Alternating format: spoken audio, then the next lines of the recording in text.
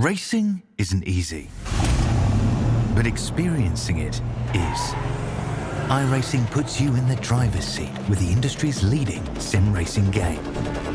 Drive on laser scan replicas of the greatest racing circuits from around the world.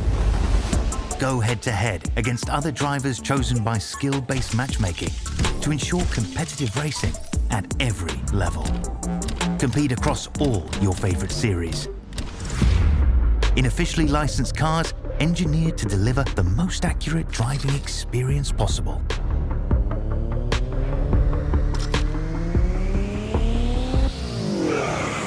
Join a race or host your own with players from across the globe. Race against the computer or in a league with friends. Feel the thrill behind the wheel. Visit iRacing.com.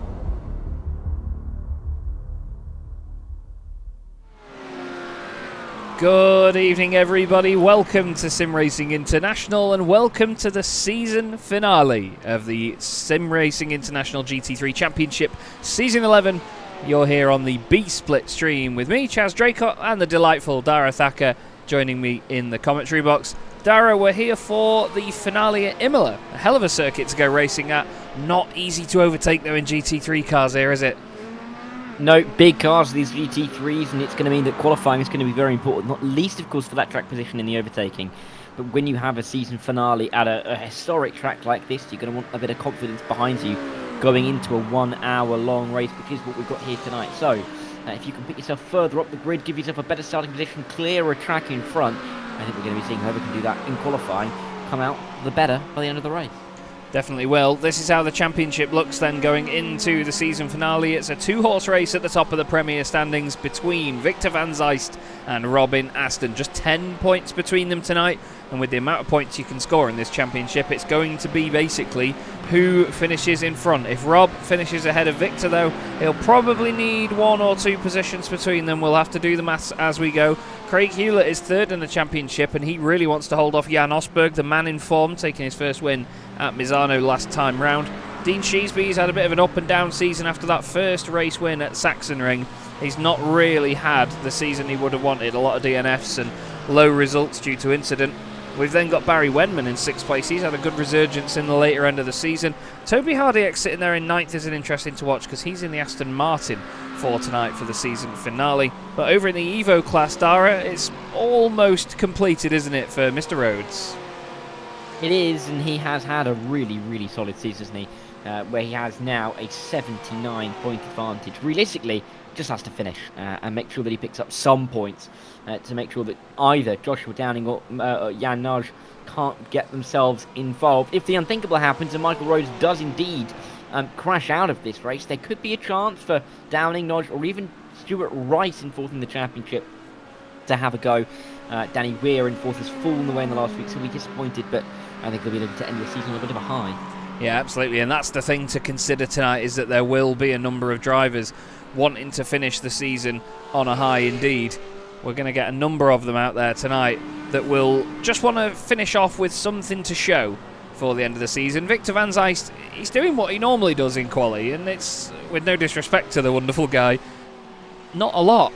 He's 16th overall at the moment, 15th in class. Rob Aston is 8th, but we've seen just how well he can come through the pack as well. We don't need tyre compounds because it's dry tonight. But yeah, both of these drivers very good at coming through the order and keeping their noses clean. That's what's really helped them stay up near the sharp end of the championship.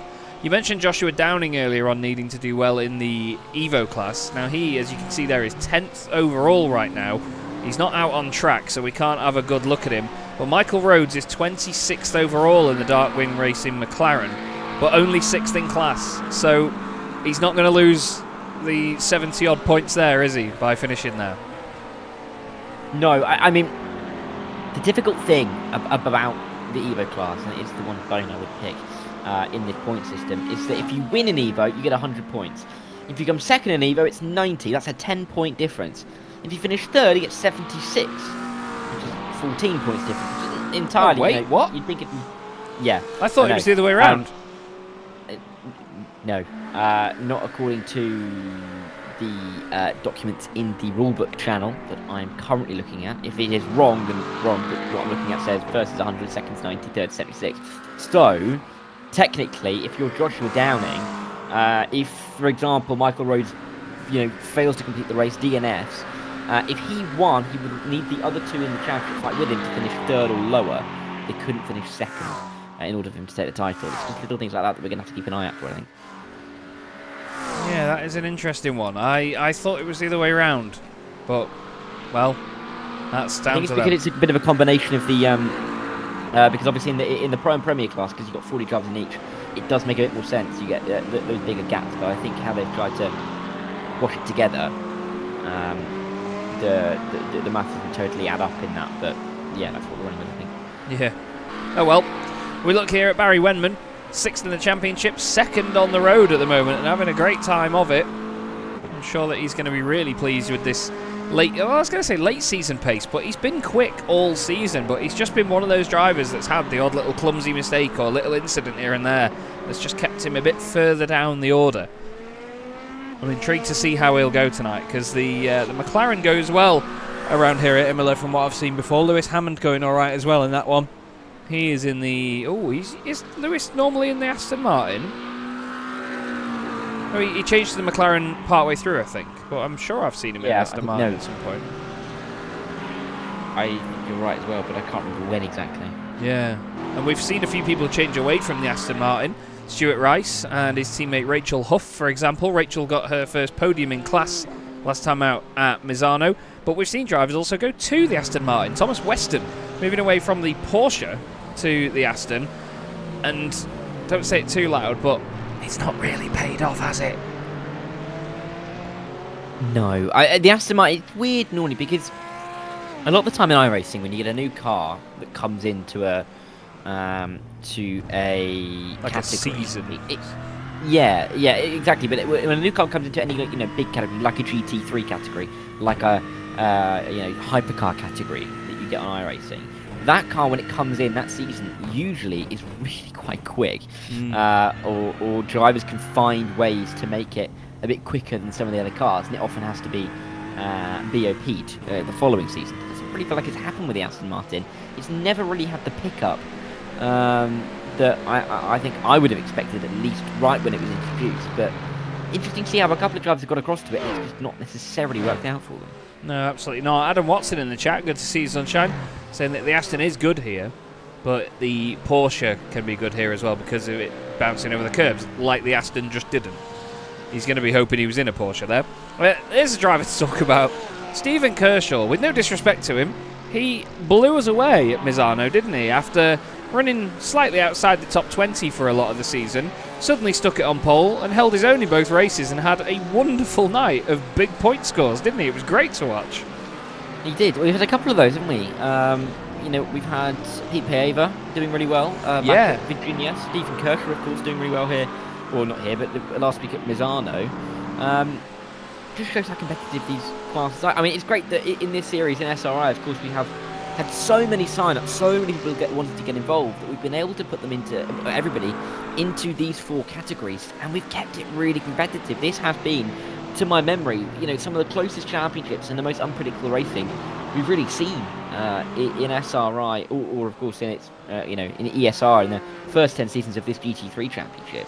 And it's been fantastic, really, to see how it's kind of kept it close and kept it unpredictable, and with new drivers coming to the front, it really feels that if you turn up one night, there's a good chance that you can have a bit of a surprising one for yourself, put yourself towards the front. Yeah, you never know how it can go. At the end of the day, you've got to be in it to win it. David Pilcher's got a QR code on the roof of that BMW. I can't quite zoom it in far enough, unfortunately. It's probably Rick Astley, isn't it? Let's face it. Yeah. I've got a button on my Stream Deck actually that is just a hyperlink to Never Gonna Give You Up, and the amount of times a week that Charlotte will walk over to my PC and just press it for no reason. I mean, it's my own fault for setting it up, but yeah, it's. I'm sort of making a rob for my own back there, but it's one of those things. I toyed with the idea a while ago of just to add a bit more immersion to people signing up to sim racing leagues and things, to have like something that looked like a paper physical ticket with a barcode on it, and you had to scan that barcode to get the session password to be able to join the championship, you know, things like that. I really liked the idea and thought it would be quite unique to have something in that depth, but can people be bothered with that, really? So I canned the idea, but on the example ones that I sent out when I was toying with the idea and trialling it with people, all of the QR codes pointed to Rick Astley, because obviously, why wouldn't you? It could have been something much more horrific, but I'm not that nasty. Denny Plurger in the chat as well, saying, last race, boys. It is indeed, Denny. We hope you have a good night tonight in that very shiny Lamborghini that you've got yourself. Denny is currently 10th in class, only just under a second off the pole time in class as well. It's very close between all these guys. And did we not say that Toby Hardiek's in the Aston? Here he is. Why does... It's weird, isn't it? When you look at that one, and you look at Thomas Weston's Aston, why does this one look like it's actually made of metal and it's like, you know, beefy and heavy and big? Whereas the other one, it just looks like... I mean, most of the time these look like RC cars, don't they, the Astons? Because the wheels don't quite fit, the body's massive. Just looks like it's got a little plastic shell on it, doesn't it? Yeah, it does. It's funny how they can look so different, realistically, just from different liveries, isn't it? But yeah, this one does look... Feels more like a GT3, this car, somehow, even though they are the same car, right? Yeah. Let's see how Toby does. I mean, he's done a good job so far. He's only a third of a second off, almost exactly, in that Premier Class 1 tournament. And again, going around the qualifying. A couple of times he's done that. This time in the Lamborghini... Has he always been... He's not always been in the Lamborghini, has he? Who's That's that, sorry? strange. Muntian, yeah. He changed from the... No, he's changed from the McLaren, I believe, for this final that makes round. sense. Yeah, he was previously in the Axis Simsport, the white and blue McLarens. Or McLaren. Yeah, I was going to say, I think there's a lot of drivers that are changing for this race because they do know that, you know, if they're not in contention for the title, if they're not necessarily concerned about whether they finish, you know, 10th or 13th in the championship, they're willing to change car, take the hit, and kind of give it a go for the final round of the season to maybe give them a bit of perspective heading into season 12, which is only in a couple of weeks' time. It is, yeah. It's going to come around very, very quickly. I'm delighted to say that Dara and I... Well, I think you're on for the full season, are you not, Dara? I am, yes. He's on for the full season. I think I'm around for 6 of the rounds next season, and I look forward to each and every one of them commentating on this wonderful GT3 Championship once again. Denny Plurger says he's not quick, but he's having fun in the Lambo, so he doesn't care. He's enjoying the sound. And can you blame him? I mean, that 5.2 litre V10 is such a wondrous engine. It makes a hell of a racket. I'm like that, Denny. You know, I'd rather drive a car I enjoy the sound of. I remember back on, let's not swear too loud, Assetto Corsa Competizione, when one of the early versions of it had the Aston Martin Vantage V12, the older shape Vantage, and my word, did that make a racket. Was it the fastest? No. But it made a hell of a noise. And it was funny, actually, because even in real life, I had the pleasure of seeing one of those cars race in the GT Open Championship at the Hungaroring. I was there commentating on something else once, and I remember the whole pit straight would be watching this GT3 race, and it was all modern GT3 cars. They were 3 seconds a lap faster than this poor little Vantage. However, whenever it came by, because it was slower, it was on its own at the back of the field. So you got to listen to it isolated from everything else. And every time it came past down the start-finish straight with all the echo, all the crowd were on their feet, staring at this car, videoing it, listening to it. It was a joy. And that's one of the best GT3 cars there's ever been. And it's a shame not to see many of them. But as are the times, they move on. I mean, the Huracan that we were just talking about actually is now phased out. As of this year, Lamborghini are going to be using the Temerario GT3. I think it's the final time it's going to be used in the British GT Championship this year by Barwell before they change over to the Temerario. So, yeah, unfortunately, the Huracan will be disappearing. This won't be disappearing anytime soon. I mean, James, not the Corvette, but he's switched over to the Chevrolet for this final round. Interesting how it splits up the Onyx logo, but I too hate that number board placement. Interesting to see, though, all these driver changes and car changes, isn't it, Dara? Because it's going to be, it's going to sort of shake the order up a little bit, I think.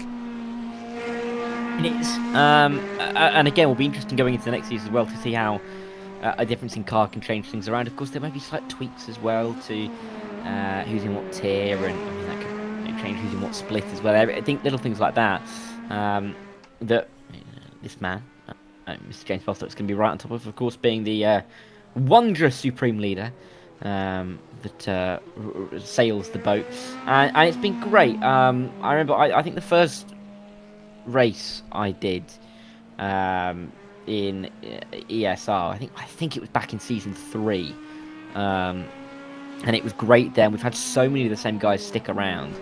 And James was so enthusiastic, and it's always great when you have someone and a group of people running a league like this that clearly have such enthusiasm for what they're doing, and really draw people in through that.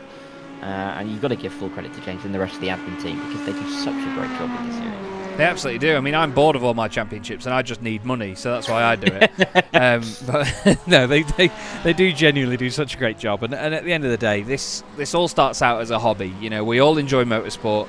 We all enjoy replicating motorsport as closely as we can. And when you get to do it like this on iRacing here, with such a realistic look and such a realistic feel, the format, you know, it's just beautiful. And I mean, even as commentators here, you know, we could both go and commentate on a real world motor race outside, and it would be just the same. It's the same job for us. If anything, I think commentating on sim racing's harder, because you've got no excuse to miss anything, because you can always go back and there's no logistical limitations for where cameras can be and what they can be looking at, you know.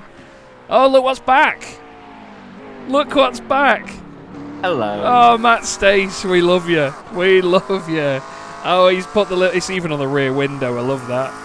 Oh, that's cracking. Fair play, Mr. Stace. So, Matt Stace, Evo champion of season 11. Clearly. Oh, that's mint. That's mint. It's always nice when drivers have their own... we talk about it a little too often sometimes, but I think it's fair enough when drivers go away and they make liveries and they look like that. It's great, isn't it? Yeah.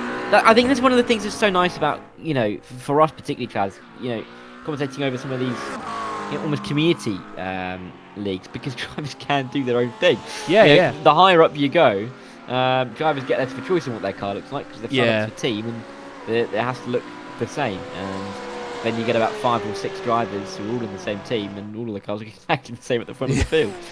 Or they... Nice that... Sorry, go on. No, I would say it's nice that we get this kind of variation every single week. Yeah, definitely. And I love Thiago Reiser and his team. They tend to change. It's a similar livery, but they tend to change the colours on it every couple of rounds. He gets the 360 view of it here. Look, lovely stuff. But the liveries are great, unless you run in a league that's a complete dictatorship and the organiser tells you what livery you're going to have on your car. Jan Osberg, though, in the Vulcan Fasteners by Glasstech racing machine. So this is important tonight for the teams, and as Barry Wenman has rightly pointed out, thank you very much, Barry, the Camar, so is it, yeah, it's DXT Camar are chasing the Vulcan Fasteners by Glasstech racing team in the teams championship. I can't get the graphic to work for some reason. No matter what I put with the URL, it doesn't work, so I'm sorry everyone. But yeah, 39 points between them. I'm not a professional, Martin, no matter what my website says. But yeah, the championship fight is well and truly on here. So Jan Osberg, Jan Naj, they need to keep this tidy until the very end of the night. Barry Wenman and Danny Weir in the DXT Camar team will be trying to dethrone them at the end of this and take the championship win. So it's another one to keep an eye on. It's always fun at the end of a championship, isn't it, Dara? Because we've got so much to look at. And it's not just another race in the middle of the season. This is the last chance. Yeah, really is. And, of course, all the points are going to count as well, so nothing to fall back on. So, got to make it work now. There's no really... There's no real backup plan, is there, realistically? No. What you get is what you're going to get. You have to perform in this race. Got 1 hour to do so, and the Tambridge again. To be honest, it's not the most fun place to be, particularly on lap 1 in a season finale, so you've got to be so careful through there. The further up the order you are, though, I think the safer you're going to feel. I forgot I'd set this camera up, but I'm glad it's still working. I basically made the blimp just cycle around the circuit ages ago for when I do grid readouts, and here we are. I'm going to start doing this again because I quite like this, even though it is making me motion sick. Andre Muntian starts on the front row with Barry Wenman alongside him. Important for Barry to be right up there with the DXT Camar car. Toby Hardiek is next up alongside Andrew Lartman. Then it's Robin Aston and Thiago Reiser. Rob will want to finish that far ahead of Victor van Zeist. If he finishes like that, he is champion. Hussein Sarakadesla starts in 7th place in the Mustang with Simon Clifton alongside him. Then it is Mr. Hammond and Dean Sheasby on the 5th row of the grid. Josh Downing, the highest placed driver in Evo, ahead of Daniel Meller. Then it's Graham Vivers and Jordan Maymar side by side. Jan Osberg is then ahead of Scott Kostrick with Victor van Zeist, championship leader, down in 17th alongside Grant Miller. Then we have Stephen Kershaw and Rob Gregg completing the 20. Next up is Stuart Rice and Steve Rubino on the 11th row. Jan Nage and Craig Hewlett side by side. Craig will definitely be coming up through the order from there. Then next up we have Jordan Jones alongside Michael Rhodes, hoping to take the Evo Championship today. Thomas Weston and Rob Mackay are next with Pete Piver and Danny Weir. Then it's John Ludbrook and Mark Kent on the 16th row, followed by Matthew Hunter and Chris Petty. Then we have James Fraser and Denny Plurger side by side, James Bostock and Nathan Healy, Rachel Huff and Gareth Newton side by side. Then it's David Pilcher and Dwayne Hoffman. Martin Brandon, Matt Stace and Paul Matthey complete our field. Round the final couple of corners, then a change to the Lamborghini for Andre Muntian. Is that going to net him the win, Dara? Too sure. It's so tricky, but I think to be right at the front of the field is going to be absolutely crucial here. The start and the launch for Andre Muntian is key. Barry knows he needs to win this race if he wants to get top 3 in the championship. Here we go then. One more race to get the job done then in the SimRacing International GT3 Championship on a Thursday night. This is the finale of Season 11, and led away by Andre Muntian, we are underway. No, he hasn't gone for it. Now he's going to go for it. I thought he did. He dummied me, but not the rest of the field. Barry Wenman slots in behind him ahead of Toby Hardiak, and the field piles down towards the Tamburello chicane for the first time. A great sight and sound with all these GT3 cars. Dean Sheasby in the middle of the mix there, trying to keep it all tidy. Everyone trying to behave themselves as cars slowing down and having a bit of a moment further down the order. Everybody trying to keep it clean. There's a car off. That's Matthew Hunter. And around goes Rachel Huff. And Mark Kent involved in all of that as well. Unfortunate contact between some of those drivers further back, but there is a big old check-up in that section. Larkman holding on to 4th place now. He's got Sarika Desler, Robin Aston behind him, and Dean Sheasby in the mix as well. What about Victor van Zeist, our championship leader? He's not really gone very far at the moment. He's stayed exactly where he is. Craig Hewlett, I said he was going to come through the order. 6 places gained already for Mr. Hewlett. Yep, good start for him, and exactly what he needs to do at the start of this race, and keeping it clean, but also quietly making his way through the order. Interesting, I think, for Victor van Zeist. He's not gained anything. Hewlett tries to go around the outside of Victor. He's still trying to go for it. Goodness me, that's a bold place to try and make him. He won't get it done in the end. But Victor, down in P16, of course, that means he is more than losing out to Robin Aston. Of course, Robin Aston only needs to gain 10 points. He's currently 10 places higher. Yeah, he's absolutely loving it right now. Is Rob. He'll have a smile on his face like that as well. But Andre Muntian, 2 seconds clear at the front of the field. Toby Hardiak and Barry Wenman swapped places. Barry got a slowdown penalty by the look of it. So now Andre can just, drive off. Let's just listen. Just listen to it down here. Can you blame Denny Plurger for saying he's enjoying it? Yeah, no. No. Andre's clearly enjoying it as well. I mean, look at that. 2 seconds in 1 lap. Quite frankly, insane, especially when they were side by side on the in towards turn number 1. So he is pulling that gap as much as he can. Remember, I think it's back to the the Nürburgring, where he had the lead and then kind of lost it as the race went on. I think he's trying to avoid a replication of that. Thomas Weston hitting the wall in about 3 different places on the exit of Piratella. Not what he needed in that Aston Martin. He brought it back to the field. Whoa, that's a send. A big old send by Barry Wenman there. Almost Schumacher and Montoya's it on the exit as well. Really close stuff with Toby Hardiak. Toby, of course, changing over to the Aston Martin for this season finale. Previously raced in the Mercedes. Went well in it at the Nürburgring, if you remember. But now he's trying to get the most out of it here in this round. We have Victor van Zeist stuck in the middle with you. Scott Kostrick just in front of him. Craig Hewlett right behind. Craig is not a driver, with no disrespect to the bloke, not a driver I would want right behind me in these cars, because he is a fierce competitor. Very, very quick. Look at this. Craig is really trying it one way, then the other. Victor needs to try and keep a cool head here. If anything, he needs to let Craig go, because Craig is just fighting this way too hard. And Victor's contact, and he's around, and he's in the middle of the road. That could be championship over.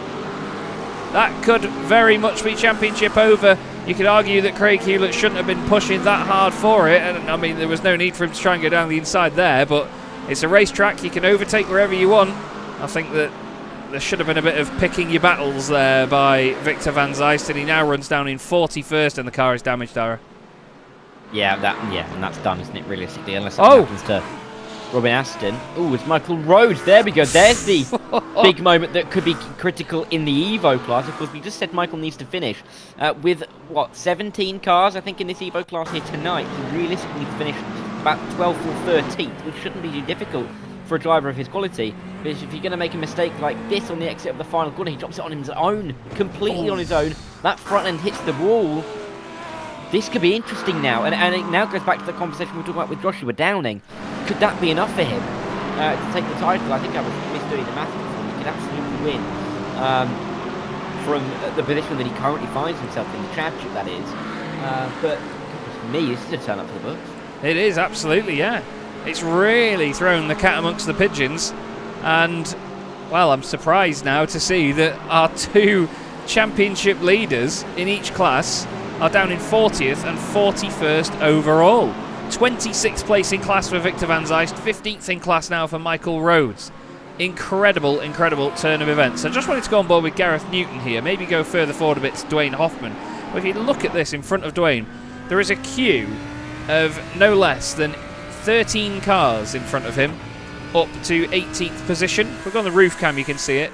It's a pretty consistent queue of cars all the way through the order. Everybody closing in on one another from the very front to the very back of this queue. It's amazing. Absolutely amazing. And they are well and truly nose to tail. We need to think about the Glasstec drivers as well. Of course, fighting against the Kamar team, the DXT team in the Teams Championship. But yeah, Joshua Downing having, well, the perfect race at the minute. Big old lead over Michael Rhodes. Stuart Rice going well as well. Second place for him in class. He's chasing down Grant Miller as they head towards the first corner. There's a bit of moving going on, actually. Simon Clifton loses a place to Joshua Downing. I don't think Josh would have picked that fight and said, yeah, go on, I'll have that. It's probably just come his way, hasn't it?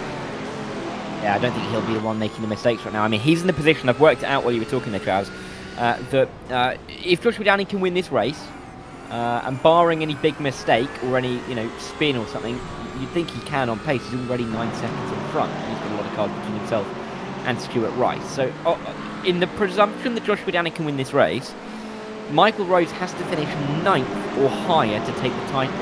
If he finishes 10th or lower and Joshua Downing wins the race, Joshua Downing will also win the title. So that's the maths that I think we're going to have to keep an eye on. Can Rhodes get back to the top 9? Certainly a predicament for him. Andrew Larkman's got a predicament as well. He's got an aircraft carrier chasing him. Hussein Sarakadesla is right behind him in the big old American machine. This one wasn't ordered by Donald Trump in the middle of the night, though. Andrew Larkman down the hill towards the final couple of corners. This is a really tricky part of the circuit, this, because you're going down the hill, the track goes away from you for that first apex, so then you think, oh, the car's going to understeer. Suddenly it's got loads more grip around the final corner. You go over that horrible chicane. A big early shift there from Andrew Larkman. And we do unfortunately need to move on very quickly again, because Andre Muntian, look, he's under pressure for the race lead now from Barry Wenman. Barry needs big points for DXT Kamar, and this is the perfect way to go chasing them, to try and get an overall race victory and obviously a class win as well. Yeah, you've got to be careful though. He doesn't want to overdrive the car and potentially put himself into a bit of danger in the first 10 minutes here, when he's clearly had a bit of extra pace compared to Andre since the opening lap. I think in the opening section on that second lap, Andre made a mistake because we came back to live shots after watching a couple of replays, and that gap had gone from about 2 seconds to about 0.8 seconds in the space of about a sector. So there must have been a mistake there, but he's not been able to regain or refine some of that pace. Barry Wemmer's the one on the offensive. Got to be careful, Andre, to not let Barry through, but this is going to go back to what we said about the circuit. The characteristics of this Imola circuit means if you're in a little Formula car, you can have a whale of a time, you can overtake anywhere. If you're in a big fat GT3 car, it can be tricky to really feel like you can make a bit of a send somewhere. I think Barry knows that, and he's going to have to be very careful about where he picks his moments and picks his spots, and Andre's going to be very wise to that, of course. Now what we were just saying then about the DXT Kamar guys needing points. Danny Weir has unfortunately had an issue. He's going to lose it on the exit here, I think. Oh, no, he's going to bounce off the side of the car of the team he is chasing. Ouch. That was Jan Osberg, I'm pretty sure, that he bounced off the side of. And, ooh, he's damaged it by reversing it into the wall as well. Not good, that, for Danny. Not a great way to end his season. Danny's had such pace throughout the championship, hasn't he? It's a massive shame to see him now starting to struggle in these final few rounds because, well, he's just had a bit of everything, hasn't he, throughout the championship, and now it's just not going his way. He's had one of those seasons, I think, that, you know, everything's happened and it's either been good or really, really good or really, really bad, and there's not really been much in between. You can see that in his, you know, results over the course of the season. It's just been one of those, isn't it? He'll regroup, he'll come back, I think, start of next season. He knows he's got the pace, particularly in that Evo class. He just has to try and deliver on that, and I think you can really focus in on that when everything starts back at zero again and you're not chasing something that you feel like you should have already. By that I mean like a championship lead and the title coming into the season. So I think he can reset going into season 12. Almost take it as if just a red flag in one race. You know, keep the pace high, but just give it a, you know, give yourself a little bit of time to rethink how you're going to attack the next season. John Ludbrook, goodness me, attacking James Bostock. Ooh, that's close. Teammates as well, these two. Let's not forget. You wouldn't know it, would you? James Brake Bias Bostock, it says on the back of the car there. You've got to love a bit of that. Up over the crest of the hill they go. I wonder if he's got that brake bias back or forward here. Either way, lick of flame from the Corvette. It's not really a Corvette, is it? It's an American Ferrari. But down the hill they go, in towards Acqua Minerale, and down the inside goes Ludbrook. No mucking about there. He's really pushing. Just in front, so is Jan Nars, chasing down Rob Gregg. This is for third place in class. Jan really wanting to just gain those extra points as Barry Wenman, has gone for the race lead at the final couple of corners. Interesting place to go for it. You'd have expected him to wait until they slipstream down the straight, but then again, if you look behind them, Toby Hardiak is well in the picture here, and he's not disappearing. He's going to get slipstream off both of these guys. He's got an abundance of it to choose from. If these guys fight too hard here, Toby Hardiak's going to take a very, very easy race lead, surely. Oh, dearie me. Oh, hold your breath. Contact. Oh, my word. That is borderline scary. Wow. Barry Wenman not wanting to give an inch there. No, he's still not. There's going to be contact here. Definitely. They're not giving each other enough room at all. Andre Muncian will feel he was squeezed and now he wants to attack back. And look at this. Down the inside goes Andrew Larkman. He comes out of nowhere to come and help his teammate. He's like, I'm on my way, Andre, I promise. Flipping heck. This is kicking off. Yeah, Andrew was 8/10 behind Toby Hardiak across the start-finish line. And he's overtaking you into Tosa. Inside at Piratella as well. He's going to get that one down, Andrew Larkman, to P3 in the end. Sarika Dessler's in this as well, as the top 5 is split by what is now less than a second and a half, you'd say, as they work their way into Acqua Minerale. Real bunch up. I think opportunistic there for Barry Wenman. Good move to almost surprise Andre into the final couple of corners. You would expect that he's going to make the move towards turn 1, but I guess if you can try and find yourself side by side, you're going to give yourself a chance towards turn 1. There's been a couple of times in the last 5 minutes that he's seen that he hasn't had enough of the slipstream to really make that move worthwhile, and so decided to go for it there and then, and it's worked out well. Nice clean racing. There were a couple of little taps in there, here and there, but in the end, nice and clean. Everybody's still alive, and Barry Wenman leads the race. Goodness me, what on earth is happening here? I know, what is this about? This is the, I don't even know, it's the GPX Onyx cars having a go at Jan Nage in the Vulcan Fasteners by Glasstec racing machine. Jan Nage got past Rob Gregg in what I think was a bit of an argy-bargy move, because both of them lost a hell of a lot of ground, and now they're under attack from Bostock, and now John Ludbrook, who goes back down the inside of his teammate, side by side. Rob Gregg still in this, then Rob Mackay, then Jordan Jones in the McLaren as well. Even behind that we've got Nathan Healy, Chris Petty, then Denny Plurger in the background as well, and even behind him Dwayne Hoffman. Massive training, and look at this as they go under the bridge here. This is going to look great. It's fantastic. Going up to Rob Gregg here down the inside of John Ludbrook. He's under attack from Rob Mackay. I want to have a look at the initial move by Jan Nage though on Rob Gregg. Let's see. Oh, Rob's going to make a mistake here, isn't he? Surely. Oh. No. I said argy-bargy move. He absolutely ploughed him. I don't really know what to say about that, to be honest with you. No. There's no other way to put it, is there? No. That was aggressive. That's a missing the breaking point if you've ever seen it, to be honest. Yeah. That was scary. They were both lucky that nothing else came of that and there was no major incident, because I mean, Jan Nage could have lost it as soon as he touched the grass. He could have lost the left-hand side of the car, spun it violently to the right. It could have smacked the pair of them off the circuit. I'm not quite sure what the damage might be like on Rob Gregg's car, but it won't be feeling brilliant, to say the least. Right now, Barry Wenman will be feeling brilliant. He's taken the race lead and he's held onto it for a lap or two, but now comes the big challenge. Let's see how this looks then from the McLaren.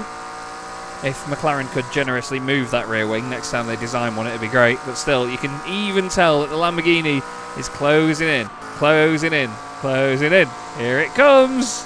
The V10 singing away.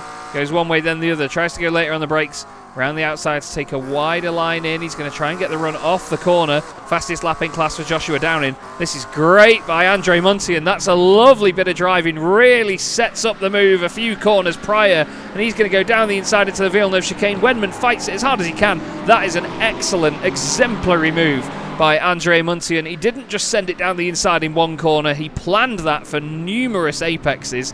And now he's thrown Barry Wenman straight into the clutches of Andrew Larkman. That was a wonderful overtake.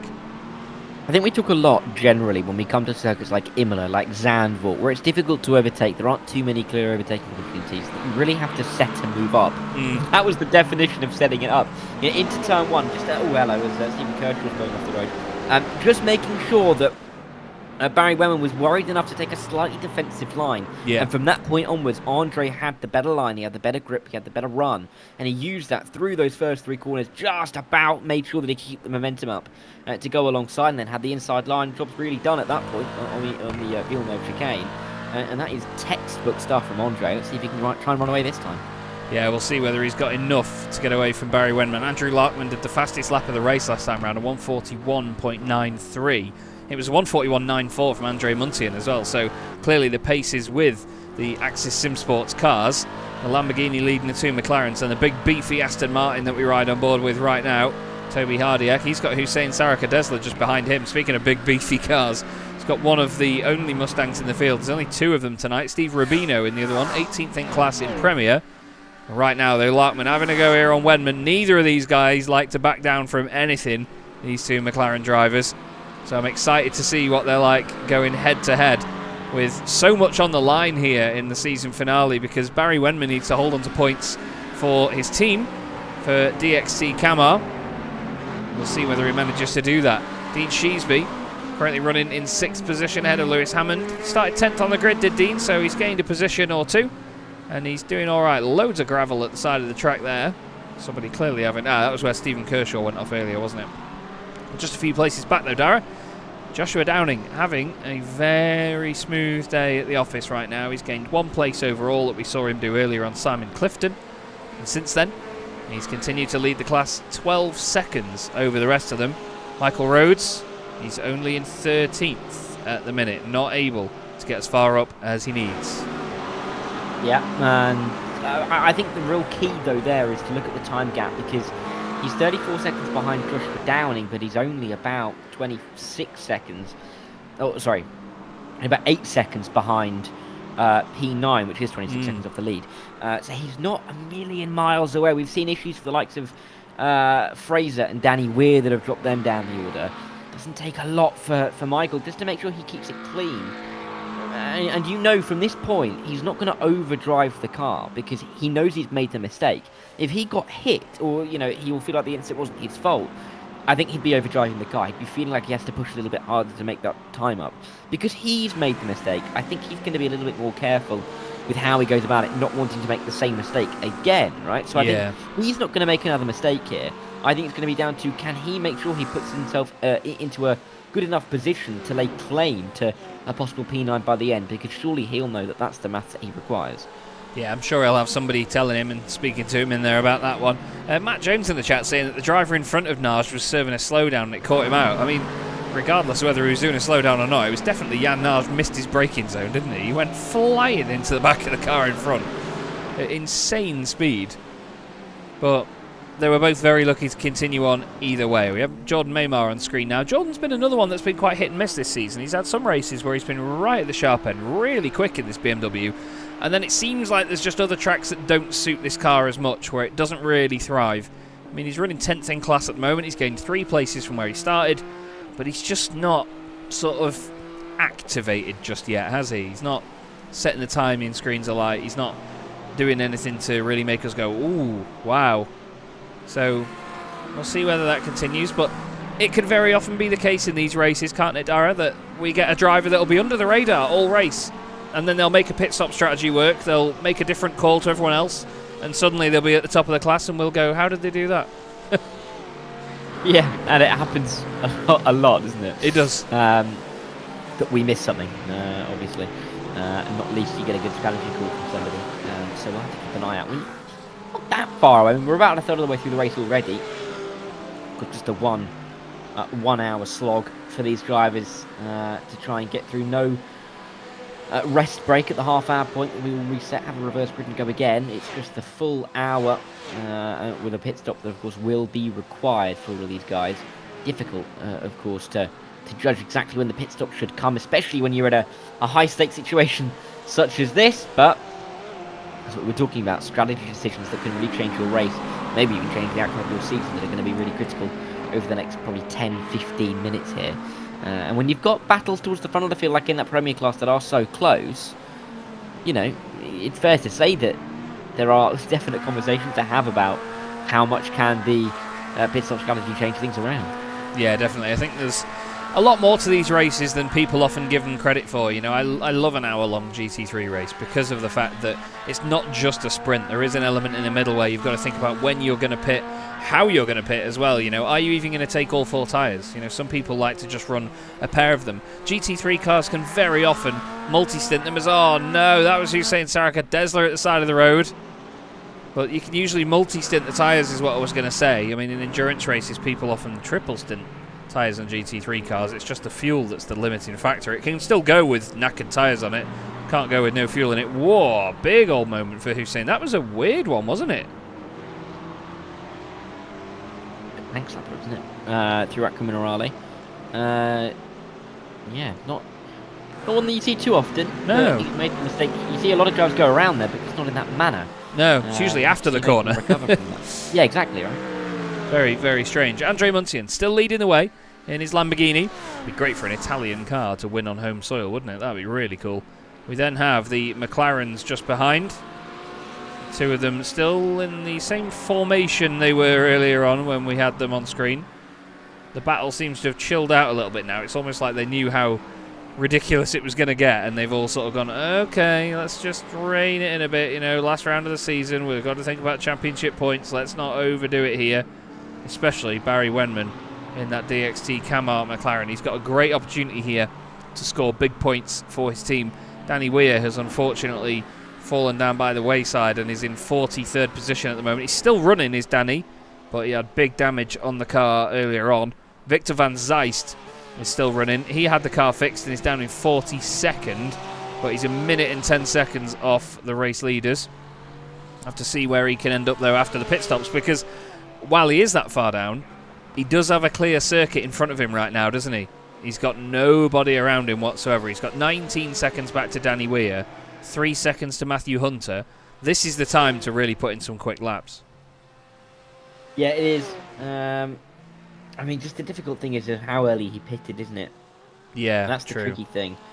And it was just for the fast repair. He only pitted. It was only in the box for 6 seconds. So it wasn't a proper stop. He will have to come in and stop again. That's the tricky thing for Victor van Zeist. I mean, heartbreaking. I mean, he has been somehow hanging on to that championship lead for some weeks now. Yes, yeah. Of course, he did really well last week at Misano, but before that, it was just... He was for very a championship leader, a horrific run of results. I mean, wasn't in the top 4 for about a month. Yeah. And yet was still leading the championship. So... In a way, it's not overly surprising because we have seen it before this season. It's just almost heart-wrenching that it's happened at this point in the season when this was the time you could just ill afford it, right? Yeah. Well, what Dara's saying there, everybody, is that none of them actually deserve this championship because they've all been so awful in the second half of the season. It should have been over by round 3, but then again, it probably was, we thought, because Victor van Zeist, he had that double win at Daytona, if you remember. And then he won the 3rd round as well at Miami, I think it was. He had an absolute... Oh, no, it was Portimao. Why do I always forget about Portimao? But he had a belter there. Oh, that is Craig. That is a naughty move up the inside of Graham Beavers. Lovely cutback on the exit of Tosa. Is he going to get it completed, though, up over the top of the hill? Yes, he is. That is great stuff by Craig Hewlett. That's exactly why we were saying earlier, watch out for him. He's going to come up through the order. He's gained 9 places now in his Porsche. And he's going to carry on with that forward progress, I'm sure. Jan Osberg, the next car, just in front. Then Daniel Mellor, a few seconds up the road. Robin Aston has actually lost 3 places from where he started his race. That's nice and zoomed in, Mr. Cameraman. But he's actually lost places in this race so far, has Rob. But I think he knows that he doesn't need to put himself under too much pressure here to take this title. He only needs to overcome Victor Van Zijs by 10 points. Victor is currently down in 41st. He's down in 26th in class. I imagine there's more than 10 points between 8th and 26th. Then again, you never know, actually. The gap from 50th to 51st might be 100 points. You never know, based on the maths earlier.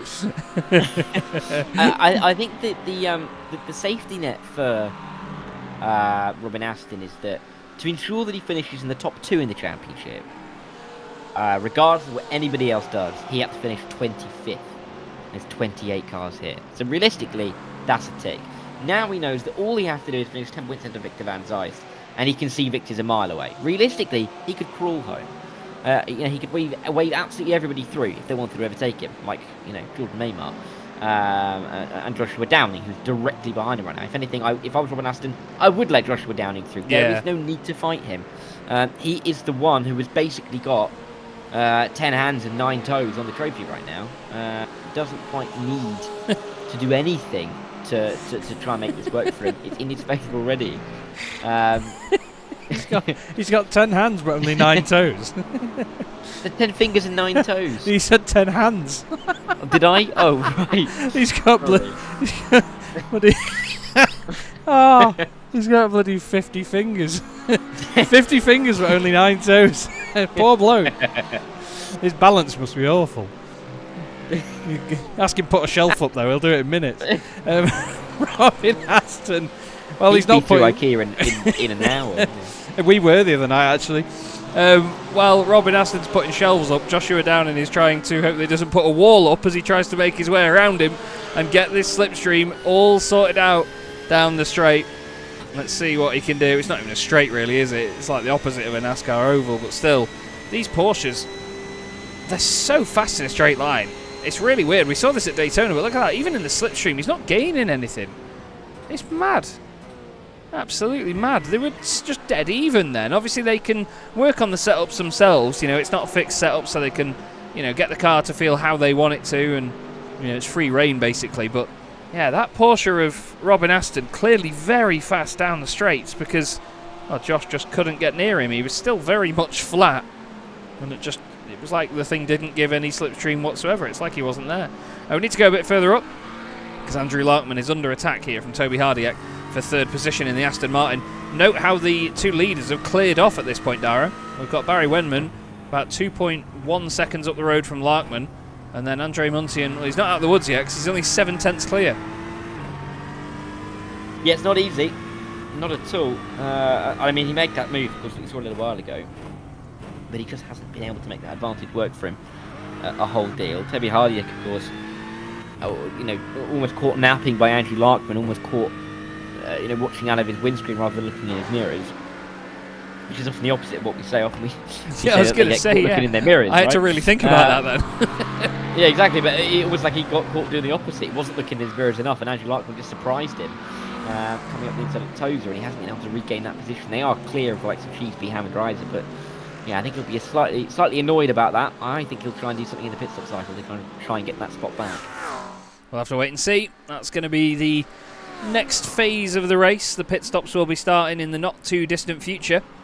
Andre Muntian trying to make this Lamborghini work as best he can. It certainly looked great, the Axis SimSport Z Lamborghini. They're coming up on a bit of lap traffic as well. I think the next car in front is Danny Weir that they're going to reach on the circuit. It is indeed. Then Michael Rhodes. Can you imagine that? Coming up on the drivers that are hoping to take some form of championship honour here tonight as lap traffic. You'll see them and go, oh dear. James Bostock is coming into the pits. I think he's got damage on his Corvette because he went off on that lap.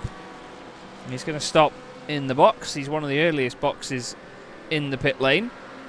I think now he's decided is the time to get his pit stop sorted, because this is what happened, Dara. He's going to hit a curb, exactly. isn't he? He's going to hit a curb. It's like a landmine. Or the grass. No, that's fine. That's fine. Oh, he's dropped it. What was He's not even hit anything. I think, is he? I don't know. Should we go for the onboard? He's probably set the brake bias too far back, hasn't he? Let's have a look. He's on the curb. He's off the curb. Maybe a little bit of grass on the tyres. He doesn't touch it. We saw it from the other camera angle. Comes into the corner.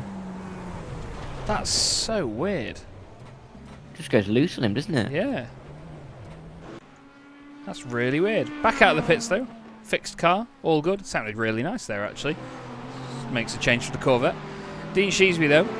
5th place for him right now. He's just ahead of Lewis Hammond, and Lewis has been right behind him the whole way. Thiago Reiser is there as well. This is probably the dullest race I've ever seen Thiago have, because he started really high up in the order in qualifying. Joshua Downing, class leader, in the pit lane now for the Evo class. But yeah, Thiago started 6th on the grid. He's dropped to 7th. It's probably the only race of the season where he's not gained 100 positions. He's gained about 100 metres on Lewis Hammond there in the braking zone. It's really closing in on the McLaren and the Corvette in front. Thiago, a very exciting driver to watch. Right now, he's hoping to gain a couple of positions as they flick gravel absolutely everywhere. Andrew Larkman has got a slowdown penalty in 3rd place for going wide in the exit of the chicane. So he will be giving a bit of time up here to Toby Hardiak. It's all go, isn't it, Dara? We're half an hour in now, halfway point as of right now, and it's still a very busy race. It feels like the opening 15 minutes still. I know, this has been quite a frantic race, isn't it? Which is not necessarily what you see in a championship finale. Often it can be quite cagey. Drivers not really wanting to make too many big mistakes to round out their season, but people are going for it. We want to see that. I mean, we've got 12 drivers in the Premier class halfway through. Took by 16 seconds. I don't think we've seen that all season long. No. In either a 1 hour race or a 30-minute race. So this is great, really. We've got a competitive field right towards the front as we go towards the end. Not really what Victor Van Zijs wants, of course, because he's a little bit further off. But even 16 drivers, 24 seconds. Yeah. I mean, realistically, this season, that's unheard of. We've seen some pretty big gaps towards the front of the field. This has been a really close encounter so far. It's been fantastic. Andre Muntian into the pits. He's going to make his way down for his scheduled stop. You mentioned the change, where people are a bit cagey in the final round. It can either be that, or it's a proper last day of school vibe sort of thing, where everyone just drives like idiots. But right now, everyone's showing the opposite. Oh no, Andre! He's gone a bit too hot into his box. He's had to slow it down and go backwards. Craig Hewlett, as soon as he gets past the halfway point, he thinks, right, into the pits we go. He's going to get that damage repaired on the front left of his beautiful Porsche. Watch that panel pop out. There it goes. And he's going to drive off in just a moment's time. Andre Muntian has been sat there for 20-odd seconds here. Oh, there he goes. I was thinking that was a bit of a long stop, but no, not too bad at all. He gets moving. Is he going to get clear? Doesn't look like it. He's got a McLaren in front of him there, and he's going to then have another Porsche chasing him down. That's Chris Petty, the privateer. And he's just going to slot in behind him. I think he's focused a bit too much on Andre Muntian there. He's gone a little bit hot as Chris. Oh, that's not going to harm the... Oh, that's going to do the track loads of good. All that gravel everywhere. Very tasty. Larkman, still second. Hardiek, still third. So Larkman didn't lose the position because of that slowdown penalty we saw him on earlier. It's now down to Barry Wenman. Think he's going to pit now, Dara, or go for a bit longer? I think he's going to pit now. I don't really see the necessarily need to go extra. Actually, no, he's going to stay out. There you go. Knew it all along. I changed my mind mainly because I think he knows that there's a big old train behind. Yeah. Doesn't really want to find himself in any way embroiled in it. And would rather run that fuel tank dry. And he's going to have a lower fuel load in the car right now than Muntian, so by right, that little bit quicker. Yeah, at the end of the day, if you've got clean air to drive into, you may as well utilise it, and you may as well put those laps in and crack on with it. Thiago Reiser and Lewis Hammond having a bit of a friendly moment there. Lewis Hammond gets shovelled off the road by the ever-eccentric Thiago Reiser. It's another word for clumsy in the commentary box. But unfortunately, that was a little bit much there. Let's have another look at this, shall we? We'll go on board with Lewis when it changes over. Thiago decides around the outside is the way to go. Nice and late on the brakes. Very well done indeed. And Lewis, oh, he just runs a little bit wide, doesn't he, does Thiago? And pushes Lewis off the road. Luckily for Lewis, it didn't end in a big incident or any sort of major accident, but you'll still be a bit miffed at that, wouldn't you? You would. Yes, you would. Yeah, it's tricky, isn't it, through that? To really make it work, particularly a move like that. But yeah, that's just how it's transpired for them. They'll carry on. We've not really had too many big crashes at all, have we? A couple of little moments, a couple of little gravel trips, but nothing major. No, which is good to see. definitely. And this is a track that's known for some big crashes, you know, due to how close the barriers are. Yeah, And how little real, runoff there is. Yeah, there's not a massive amount of real estate to give you leeway around this track. Certainly a lot of places will catch you out very, very quickly. Barry Wenman has continued on again.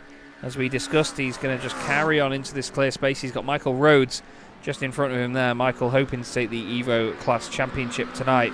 But it looks like, in both classes at the moment, the championship lead is going to change hands in the final round, which is as dramatic as can be. Joshua Downing, after his pit stop earlier, running down in 26th place, 8th in class. I've just noticed Thomas Weston has a black flag in his Aston Martin. He's not had a memorable second half of the season after changing to the Aston, has poor Tom. But hopefully he'll come back better than ever for next season. What about Robin Aston? Not in the Aston. Yeah, he needs to get rid of that Aston Martin. He needs to get a refund from iRacing. I've not driven it, Your Honour. Robin Aston, well, he needs to get away from the BMW, not alone the Aston. But he's also got Simon Clifton in there with him as well in the Mercedes. That's a very, very close BMW. Up your chuff, sir. Jordan Maymar was right up behind him there into the right-hander. There was nearly contact between the two. I think this is going to be one of those moments where you pick your battles again, Mr. Aston. I'd let him through in a minute, I would. That's scary. Yeah, you don't really want to be putting yourself into a position where someone else could decide what happens to your championship charge. Just let them through if they're going to be a little bit too racy, and then get on with your day. Maymar and Clifton now side by side. Clifton looking to come up the inside. He looks as cool as a cucumber in that photo, and he's looking to try and prove it on the circuit. Good move, inside line. Nicely done. Oh, up and under though. Lovely stuff from Jordan Maymar. That is a textbook switchback. And well, that, I mean, he's going to be replicating that face in that profile picture, isn't he? Goodness me. I hope he really slowly takes his helmet off and just reveals that really smug grin underneath it. That's just, oh, that was delightful, Jordan. Absolutely gorgeous move. Simon Clifton got a head down the hill. Just, you wouldn't have expected it at all. Simon got a great run out of Aqua Minerale and then over the top of the hill, which apparently is the Grassini chicane now, but no, it's not. It's Variante Alta. Down the hill. Nicely done. Inside line. Gets it stopped. Gets to the apex. Good stuff. And boom! Suddenly BMW. And of course he didn't indicate on the way through either. Fantastic. You've got to love that. That was inch perfect by Jordan Maymar. That's one of those moves where, as a commentator, it really catches you off guard. And, yeah, it just makes you smile. Really does. Especially when, you know, in sim racing there's less risk and less, you know, endangerment. So the drivers are more committed and a bit more flat out, you know. There's less consequence. So you do see people getting a bit sendy and, you know, very close to one another without worrying what it does to the car. But when it happens like that and you can race that closely and that cleanly, it's just such a joy to watch. It's really exciting. And it's very rewarding to watch it as well. So hopefully we can see more of that as the championship rounds up here tonight. Nearly 2/3 race distance completed, Dara. I do not know where that's gone, but we are still enjoying ourselves here at Imola in the season finale of the SimRacing International GT3 Championship on a Thursday night. Chaz Draycott and Dara Thacker in the commentary box for the end of season 11. And right now, Stuart Rice and John Ludbrook on your screens. Stuart Rice in the BMW leading in the Evo class. John Ludbrook just hoping to gain overall positions. Thiago Reiser into the pits though, Dara. He's decided that he doesn't want to chase down Dean Sheasby anymore. He wants to come in while he's not having to fight anybody. Yeah, no, you can't really blame him too much. Gives him a little bit of time to reset. Will come out of the pit lane, and only does indeed have another 21 minutes left to go. We're seeing a lot of drivers run deeper into this race than we've seen across the rest of the season in the 1 hour events. Not entirely sure why that is. I guess Imola isn't the biggest fuel guzzler compared to other tracks that we may have been to, but either way, I think it's nicer when you can get this wider split on the strategy. And you do see more options for the drivers to have when it's just a 1 or 2 or even 3 lap window where everyone's really coming in at the same time and it can't really shake things up. Then it doesn't really feel like much of a strategy ploy. But when you get these vast differences in pit stop time, it really can be quite interesting to see how drivers approach it. How late do they go? Do they go a little bit earlier? Do they go later? And I think we're going to see the full scope in it between Andrea Muntian and Barry Windman, to be honest. Barry Windman now has a 3-second lead over Andrew Larkman as well, so he's not really been under pressure. He now comes into the pit lane. Let's make sure he gets it stopped nicely. Very well done. Good stuff. Andrew Larkman in as well. I think this is going to be one of the final laps for these guys to really stretch the fuel tank. Toby Hardiak also in. Dean Sheesby also in. Lewis Hammond also in. You might get bored of this, everyone. Robin Aston also in. Jordan Maymar and Simon Clifton. Jan Osberg next up. This is the short-nosed version of the Porsche. Definitely short-nosed version. He's carried on. There we go. Jan Osberg. Well, feather-footed Osberg continues. Now, what about Andre Muntian? Andre's been in the pits for 4 seconds more than a lot of other drivers here. He's going to be nowhere near Barry Wendman. Nowhere near. Barry was in the pits for 6 seconds less, and he's already gone. Wow. I was going to say, I thought Andre Muntian's pit stop was long. I said that earlier, didn't I? And Joshua Downing's, his was 25 seconds. So something has gone awry there for both of those drivers, because most of the others are 17, 18 seconds. Craig Hewlett, 22 seconds. I wonder if they're just taking... I don't know what they're doing with maybe the tyres or the more fuel, surely. Yeah, that's all it can be. I don't think it'd be that different to take tyres, but yeah. It surely is just way more fuel than they need. I know that some drivers, they just take an easy number to pick for fuel. They'll run it 2/3 of the way through the race. They'll know what they've used, then they'll just take half of what they use basically at that point. But yeah, others will have it to like the end of that lap. They'll use a fuel calculator. They use a bit of software that gives you the minimum amount to get you to the end of the race. But yeah, I don't think that would be 6 to 7 seconds difference, because Joshua Downing is actually the driver with the longest pit stop in this race so far. 25 seconds for Joshua Downing. He's right behind Daniel Mellor now. He's second in class, but Jordan Jones is yet to pit. There's only 2 drivers left to pit, as you will see, and they are our 2 class leaders at the moment, Jan Osberg and Jordan Jones. Jan Osberg just comes into the pits right now, and Jordan Jones will be coming over the crest of the hill in just a minute. But he still leads the class, which he'll be happy to do, I'm sure. But that's a big shame, actually, that, because Andre Muntian, the results sheet will not tell the full story if he finishes third. Yeah, exactly, especially that brilliant move to take the lead. But it's kind of what we saw. It's what I touched upon earlier, the Nürburgring, where he started really well. The pit stop strategy didn't really work out for him, and he slipped back. And it's happened again. It's still in a podium spot, so it really could be worse for Andre in this one. He's got a nice gap to Toby Hardiak and then Dean Sheesby behind. And about Joshua Downing, of course, that really was a long pit stop, but he could afford it, couldn't he? He had that big of a margin. Yeah. And he's still got 13.5 seconds, and he's cruising. Michael Rose, of course, has pit, and now everybody in the Evo class has taken a valid pit stop with Jones and Fraser in now. And he's still down in P13. And he's far further away from the top 9 than he was when I mentioned it about 20 minutes ago. So this is looking pretty good for Joshua Downing, because he can't count his chickens yet, because the 70 minutes and Michael Rhodes only needs 4 positions. But it's looking pretty good, and not in the way that we expected, I don't think. No, absolutely not. It's not what. I mean, it's a shame that Michael had that spin. The race is, at the end of the day, in his own control. It wasn't a spin that was, he wasn't pushed off by somebody. I think it would be really horrible if he had been. We hate to see things decided like that, but at the end of the day, you've got to get it to the flag. as best you can yourself. Joshua Downing has gone past Daniel Mellor, who's now been off the road. But it's a shame to see it decided by something like that and not a door-to-door battle on track, you know what I mean? That's what everybody wants, is a head-to-head battle on the circuit to decide a title, you know, 2 drivers finishing side-by-side sort of thing. But you don't always get that in motorsport. It's not written to be the most entertaining potential prospect it could be. It's a competition at the end of the day, and if people can win it, they will do their very best to win it. And right now, Joshua Downing is doing enough to win Season 11 of the SimRacing International GT3 Championship. I think, if I remember rightly, earlier on in the season, he had a friend in the YouTube chat that was celebrating the fact that he got his first ever league podium. Can you imagine if he then goes on to win the title in the same season? That'd be amazing. Wow, that is it. I think we've all had worse seasons than that, haven't we? I mean, all of mine.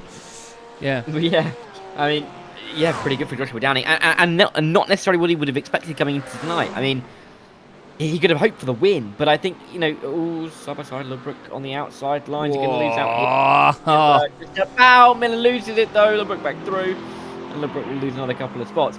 Yeah, for Joshua Downing, he would have come into tonight with no expectation, wouldn't he? I mean, he needed to win the race and Rhodes to finish 10th or lower. I mean, to win the race, that's great, you can really aim for that, but then for Rhodes to finish 10th or lower, you'd never feel like it's going to happen. No. Especially when you've only got 17 cars in the field. But it's what's transpiring, and I hope he can just keep it nice and cool, because he's driven a beautiful race up till now. And he's in a dream position, something that he would have dreamed about no end a couple of hours ago. Yeah, definitely. He's doing a fantastic job. He's got a good 8 cars between himself and Stuart Rice. He's 15 seconds clear of Stuart Rice as well. So he's not going to get challenged for the big point-scoring spots anytime soon. His friend actually has commented in the chat saying Josh's aim was top 5 this season. He never aimed for first. And now, there he is. Denny Plurger, headlights ablaze on the very bright chrome Lamborghini of the MJK Sim Racing team. He squeezes past fellow bright green enthusiast Martin Brandon. As around the outside, no, there's contact between the two. Brandon runs wide, clips the Lamborghini, and off the road he goes. Oh, Denny will be absolutely fuming with that one. Went round the outside. Lovely move. I think Simon, he just got a poor run off the corner. Not Simon Clifton, sorry, Martin Brandon. And then, yeah, Martin just runs wide and just taps the Lamborghini in the slightest way. And around he goes. That is a big, big shame to see that. Not what you wanted at all. Paul Matthew was the driver just behind it with a bird's eye view, or at least a front row seat, I should say. Just that little bit of running wide by Martin Brandon, and it's just enough to kiss the Lamborghini off the road, isn't it? We have another quick look on that with Denny, only because I know we talked about it last week at Misano, but look at the gravel physics. This feels so different to what we've seen recently. How many times would that car fly into... Look at the gravel here. Really grips the car. Yeah. I feel like that feels new to me. Properly new, doesn't it? Yeah. I think they did it... at the time that car would fly into the barrier. Yeah, I think they did it a couple of seasons ago, but I think they've definitely increased it more. Updated it. Yeah. I remember watching somebody purposely throwing the car off at the Curva Grande at Monza. And they were... they come out the first chicane, flat out, round to the right, but then they just lob the car left and right to lose control and put it in the gravel. And as we saw with, I think it was Craig Hewlett actually at Misano, nearly rolled the car because it dug in that much. And I love that, but I've always banged the drum about having like some sort of like hardcore mode sort of thing on iRacing where you can't tow the car unless it's been stationary for a certain amount of time. You can get beached in the gravel traps. You can't just drive through them, because in real life you go off in the gravel, that's it, race over. You're stuck in it. You know what I mean? I'd love to see more of that in a sim, because iRacing is very hardcore. People wanted rain for years. We got rain and everyone went, oh, it's difficult. And iRacing went, what do you want? You wanted really good rain. We've given you really good rain. Now you're whinging it's difficult. Like, grow up. But I would love for the gravel traps to be gravel traps. A car goes in it, it's beached, race over, bye-bye. Because you don't get second chances in real-world motorsport. And maybe I'm a bit too harsh about it, because I know that if it was me off in the gravel, I'd be a bit miffed. But you know what I mean? It just add that extra. I think that people would maybe chill out a little bit. It takes some of the the lack of consequence I mentioned earlier. It'd add that back in, wouldn't it? Well, exactly. I think that's part of it. I mean, with the emergence of sim racing into a lot more of a lot more in step with real world racing. Let's put it that way. Yeah. I think it's one of those things that I wouldn't hate at all. Yeah, I guess you could turn it on and off. That'd be a good thing. Like you have a league race setting, like in this kind of aspect, and you have some more casual race settings. But I'm not against it at all because it adds that little bit of extra realism. And you're right, it does make drivers think a little bit more about what they're doing. You see so many times the drivers will go for moves in these cars that they will never go for in a real car. Yeah. Because they'd be far too scared about their own safety. Yeah. And it's kind of the same thing, isn't it? Yeah, 100%. Imagine if they had to pay for the cars every time they damaged them. Whoa! Yeah. Goodness me. To be fair, actually, I remember there was a series. Now, I cannot remember the name of this, so if anybody watching, just by any miracle, some of the 20 people that are watching know the series I was on about. There was a championship years ago on iRacing that ran GT3 cars, and you had a budget for the season. And based on the visual damage on the car, you got given a repair bill at the end of it. And basically you had to have, a budget to last you the season. So if you damage the car, you pay for it, sort of thing. Not really with real money, but you got assigned a virtual budget for your car, and if you knackered it, that was it. End of season. Bye-bye. And I really thought that was quite cool. It's maybe a step too far, but it's another step towards the realism aspect, There's definitely a correlation between how realistic something is and how fun it is. And I think that's maybe a step far, but I love that people push the boundaries like that, though, That's kind of what's fun about sim racing in general, isn't it? Because we can make our own rules, can't we? That's the whole point. That's why we have this series with its own set of rules, its own point system, and its own way of going about things, and the 30-minute races and the hour. We can do whatever we want. We can set it up however we want to. Yeah. We could do an MX-5 race at Daytona International Speedway, but like the oval, not the Roval, the oval. Yeah. You'd never do that in real life because why would you do that? It's stupid. But well, hey, I mean, they do most of it. well, yeah, I guess. That was a bad example, wasn't it? I'm not going to lie, Dara, it was, yeah. Okay, MX-5's at historic Monza. And they're never going to do that. But it's going to be a bit of fun to do on the sim, isn't it? Yeah, or something stupid like GT3 cars at Monza combined for an hour. Like something ridiculous that you'd never see. We love you, James. I'll give you some... Oh, where is he? I was going to say I'll give him some airtime, but he's saying... Hey, James. Love you. Anyway, Robin Aston. It's funny, actually. Robin Aston and Joshua Downing fighting together on track. If two cars could not hit each other, I'd prefer it to be these two. See, Rob's saying, look, Josh, this is what you should have done to multiple cars already. Let them through, son. Just let them chill. He's giving him a wiggle to say thank you. These two are both on their way to their respective titles right now. How nice is that? Almost formation finish at the end, isn't they? At this rate. I mean, yeah, great way to round out a championship if they are able to hang on to these titles. I mean, Robert Aston just can't drop it, and Joshua Downey just to hope that some of the others behind him don't drop it, and allow Michael Rhodes the extra 2 spots that he needs. It's not a lot. Oh no, it's just to change position. Every time there's a position swap in that Evo class, I'm thinking, is that someone around? Oh, actually, no, Rob Gregg, is he around? Or is that... Oh, he's damaged. No. He's damaged. The front of that car is, for lack of a better phrase, knackered. He's going to have done a boss stock here. Love you, James. He's going to go into it. He's going to clip the curb. And it's going to go left. Oh, yeah, It's the exact same incident. Much curb, isn't it? Yeah. Same incident. Really Rob, he'll need to get that fixed. He's not come up with a meatball flag, as we call it, the black and orange flag. But that car is going to feel like considerable backside for the remaining 7.5 minutes of this race, because it's got no front end on it. The front fell off, you could say. Oh, there's a meme I never thought I'd shoehorn into a motorsport commentary. Oh, nothing's out there except birds and sea and fish and 10,000 tons of crude oil. Amazing. You don't know what I'm on about, do you? No. Oh, no, Dara, no. Oh, you've let me down. You need to look at the front fell off. Simple as that. One of the funny. I tell you what. After the broadcast, I'll quickly stream it you before you go to bed. No. I do. It's the Australian guy about the design of the boat, isn't it?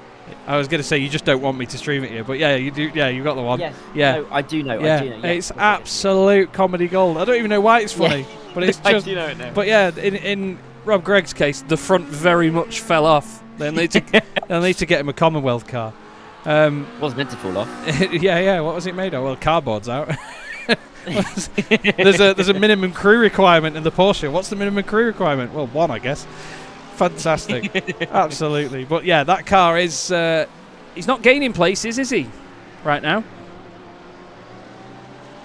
He's not. It's so tricky, isn't it? Right now, to be in the position that he finds himself in. I mean, for Michael Rhodes, let's say, for example, Greg does drop, and he drops the time all the way back to Michael Rhodes.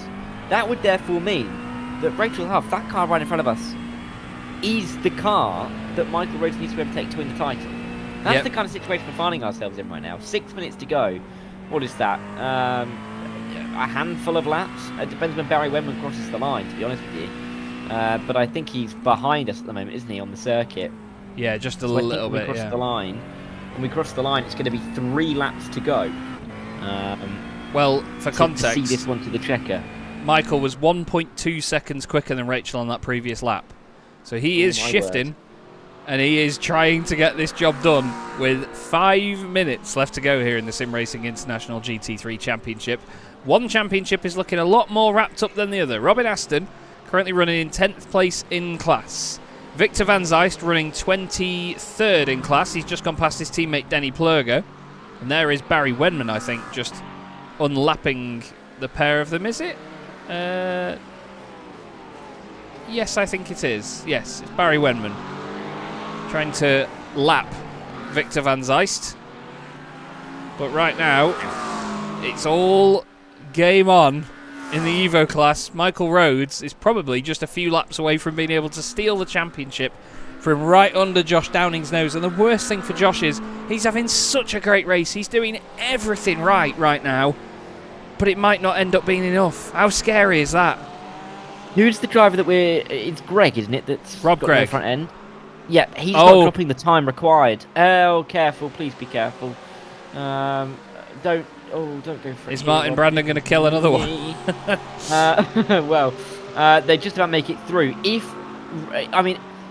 Let's put it this way: if Rhodes gets through on Rachel Huff, but cannot get up to P9, I believe Downing would win the championship by, get this, 2 points. Or 3, actually 3 points in fact. So it's nothing. It's absolutely nothing that we're talking about. We're in the 600s in terms of points at the moment, in terms of the totals. And it would come down to 3 points at the moment. And Michael Rhodes needs to get through on Rachel. Rachel's gone far too deep. There's going to be a chance for a second. There it is. Yes, there is. Yep. I think she's lets him through. I just think overdid it after the curb. The back end got away slightly on the BM there. Yeah, a little bit. And she's made the mistake. So Michael Rhodes now 10th, 1 position away from a championship with 3 minutes to go. The other thing to note for Michael Rhodes is if he can stay in front of Barry Wendman, because where is Barry? On the road. A few corners behind. Yeah, so he's not going to catch him in 2 laps, right? No. That means that there's now 3 laps still for Michael Rhodes to go racing, whereas the race leader right here is going to come across the line to give us 2 to go. Means he's effectively got the extra lap to go to try and gain some of that time back, and he's going to have to. He's got 1 position to catch for the title.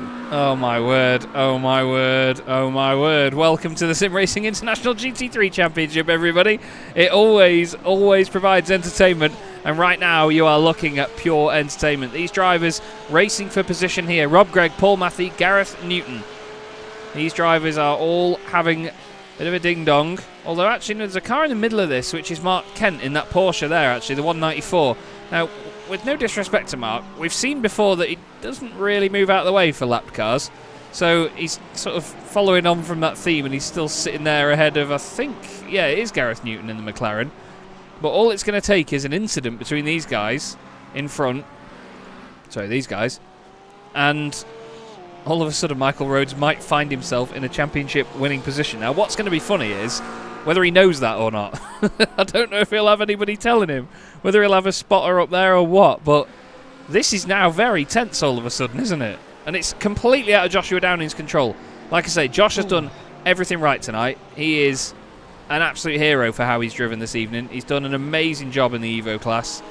But right now, it's all down to... Wait, Martin Brandon's coming into the pits. Oh, no. No way. Martin Brandon is pitting. Stephen Kershaw is also pitting. That is going to see Michael Rhodes go through into 9th position in class. Dara, get that calculator out that goes... That noise. Michael Rhodes 9th, everybody. Officially 9th on the road right now in the Evo class. That, we think, will give him the title.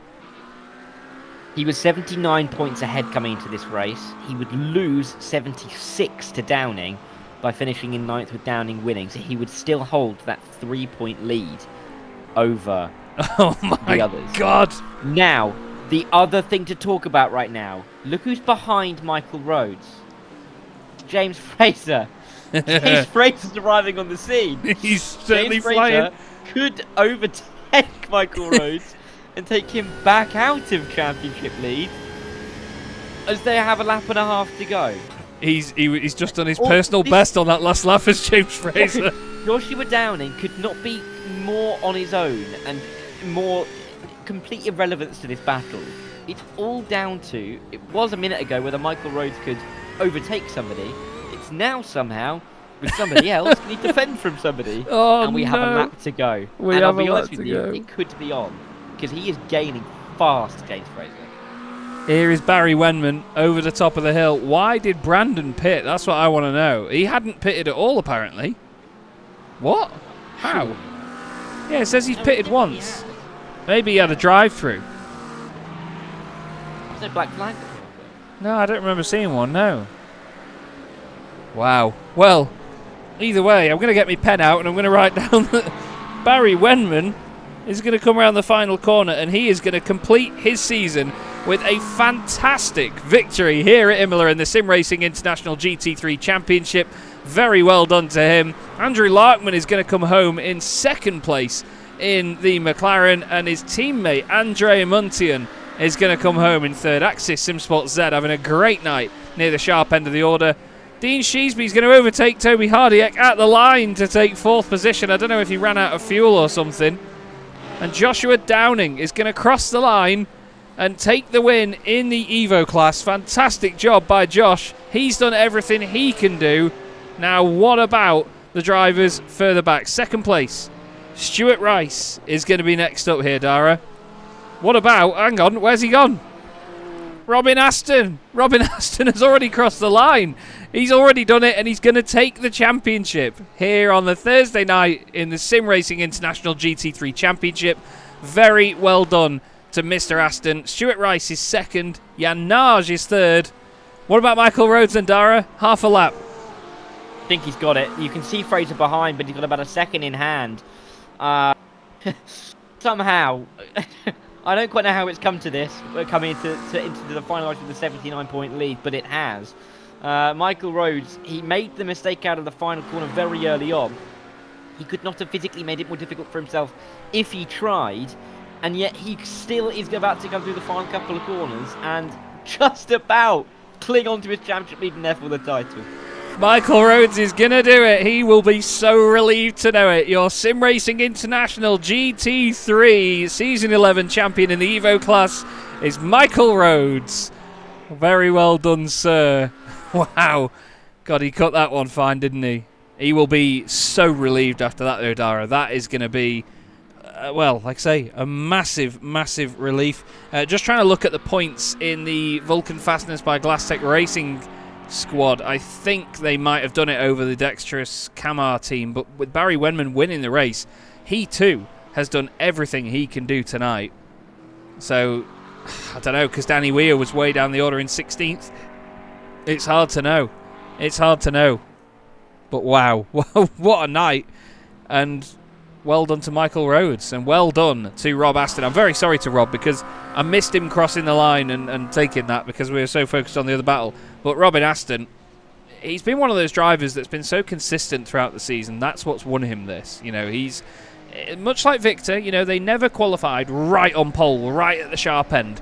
They always sort of qualified in and around the top 10 and then just always made it work. And Rob has, just made it work all season. He's finished 10th in this race and he's won the championship. Commiserations to Victor Van Zijst, though. He had a really solid season, but after leading it pretty much for the whole season, to lose it at the last round must be pretty heartbreaking, to say the least. We'll have a look at some race results then in the Premier class. And it was Barry Wenman taking the win by 6 seconds over Andrew Larkman, Andre Muntian, and Dean Sheesby in 4th place. That's probably the quietest race Dean had all season. Toby Hardiek finished 5th. I think he ran out of fuel at the line. Tiago Reiser was 6th, with Lewis Hammond in 7th, ahead of Simon Clifton and Jordan Maymar. Robin Aston takes the championship with a 10th place finish there. Daniel Meller finishes 11th, ahead of Graham Vivers and Jan Osberg. Then we have Hussein Sarakadesla and Scott Kostrick. John Ludbrook 16th, Grant Miller 17th, ahead of Steve Rubino, and then Craig Hewlett. Rob Mackay next up behind them, with Nathan Healy and Victor Van Zijst 1 lap down. Stephen Kershaw and Mark Kent also 1 lap down. Thomas Weston, Dwayne Hoffman, James Bostock and Pete Piver did not finish the race. And Dara, what about that Evo class, eh? It was just as good over there. Yeah, Joshua Downing in the end comfortably winning. We didn't really have to talk about the battle for the win because he had that wrapped up with the bow on top right from the word go. Stuart Rice, Jan Norris completing the podium. Very quiet races themselves. Jordan Jones led the race in the pit stop sequence, but ended up finishing 4th, with Chris Petty and Rob Gregg the only other 2 drivers within a minute of the race win. Paul Matthew, Graham Newton, and eventual champion Michael Rhodes finishing in 9th, just getting what he needed to win the title. James Fraser was in 10th. Rachel Huff, the only other driver on the lead lap. Martin Brand and Matt Stace, Matthew Hunter, Denny Blurger, Danny Weir and David Pilcher, all just the singular lap down. No DNFs in the Evo class tonight. Nice and hardy bunch, aren't they? Very good stuff. Right. Now what? Let's reverse things a little bit and we'll slow it down and we'll take a look at some footage, and we'll drag in a couple of drivers to have a chat with, namely Mr. Wenman. Barry, talk us through that, mate. You must be absolutely buzzing, mate. Congratulations. Great way to get that win at the end of the season.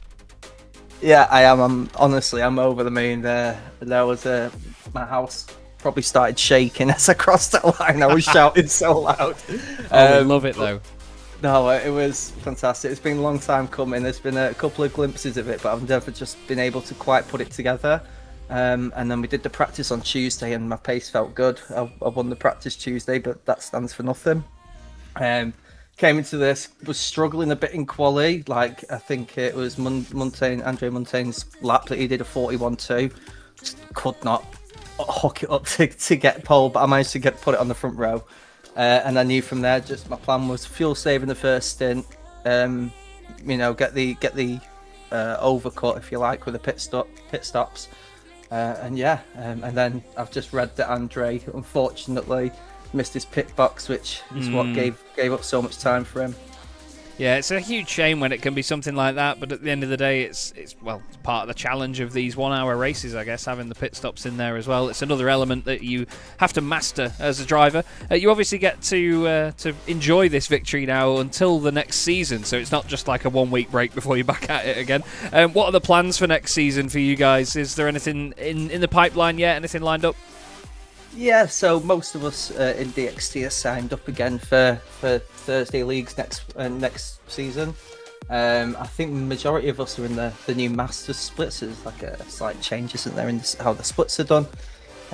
So I'm going to be, I think I'm up against iRatings up to 2,800. So it's going to be a good test. Yeah. might be my first win for a while and my last for a while. At the end of the day, mate, as long as you're enjoying it, that is the main thing, and it certainly seems like you are. Is there anyone you'd like to give a shout out to before we let you go? Just Rob Mackay and the DXT boys, Hobo, Phillips and that. They've done a mega job helping me get knuckled down and kind of get locked in with these GT3 cars. And Rob always helping out with the setups. These last few setups he's given me have been absolute golden. So, yeah, long may it continue. Long may it continue indeed, Barry. Well, thank you very much for coming in to speak to us. Very well done, and we look forward to seeing you again soon. I appreciate it, boys. Let's go! Bless Barry Wenman, having an absolute great time. and taking the race victory. Lovely to hear that as well. And I mean, Dara, we've both had the opportunity to comment on, quite higher profile, top esports competitions, and sometimes you don't get a reaction when people cross the line, do you? It's lovely to actually speak to people who love it when they win. There's so many races up there that they just almost forget how nice it feels to win in Yeah. a way. So yeah, credit to Barry and well done to him. And he's right. Those Tuesday practice sessions, I know, the league's been on for years. So many drivers go into them, and they can feel good. Not everybody turns up, of course, and then it feels so different on the Thursdays. Yeah. To win that, have the confidence, come into Thursday as well. It's delightful. Absolutely. You've got your pick next, sir. Who would you like to drag in? We've got 2 newly crowned champions there. I know, and I'm looking. Oh, we don't have the other race winner, do we? So I'm thinking we drag in Michael Rhodes now. Yeah, of course. Give him a bit of an interview. Michael, welcome in. I mean, where do we start with you? You came in with a 79-point lead to this race. You've lost 76 of them, but you've held on in the end. You're the champion. How do you feel? Was that exciting enough? I got no idea how I feel. Surprised. I didn't think I was getting it until I saw I think it was Martin pitting in, and I saw P9, and I was like, oh my god, that race was just. If I wanted to drop round, that was it. But it was the last race. So I couldn't. Yeah, I can't believe it. Oh my god, what a season! I mean, from the little moment at the start out of the final corner, of course, just dropping it on your own, it can't have necessarily helped your confidence. Did that change how you drove the rest of the race? Not really. The mistake frustrated me, but then I kind of just locked in and I started to catch up. And I got up to the pack, to be fair, and then as soon as I was wanting to pit to get the undercut, I tried to do it, and it didn't work out as well. And then I made another mistake later on, and yeah, it was just... Plans kind of went out the window. I was like, just drive. Yeah, and in the end it worked out. I mean, Martin Brown coming in, it surprised us, must have surprised you as well. I know you just touched on it a moment ago, but I mean, some way to win the title. And I mean, I think it's fair to say that everything was done against you by Josh Downing to try and deny it from you. But yeah, just about hanging on. How does this, or maybe not change, but how does this help you to look forward to future seasons? Are you joining us again for season 12? I am. I wasn't going to, but I am. Although I need a longer break after today. Oh my god. But yeah, I can't wait. Josh was just mighty. I couldn't do that pace. I mean, I did well in qualifying, but he was just. If I didn't make that mistake, I think it would have been fine. But I had to I like making things harder for myself. I don't know. It's just crazy. Yeah, and what a way to end out the season. But Mike, congratulations. Before we let you go and enjoy the title and have a couple of weeks off, is there anyone you'd like to give a shout out to on the screen? Yeah, shout out to the team, DWR, Darkroom Racing. Shout out to all the guys that are watching the live stream, to support me, and just you guys for amazing commentary this season, and obviously the other guys in the class that I was battling with hard, Stuart, Josh, Danny. There were so many amazing good racing moments throughout the whole season. So yeah, just a big shout out to everyone. Yeah, well said, Michael. Congratulations again, and yeah, enjoy a couple of weeks off. Thank you. See ya. There you go then, your Evo class champion, Michael Rhodes. And like Dara said, what a way to do it. Really taking it right down to the wire.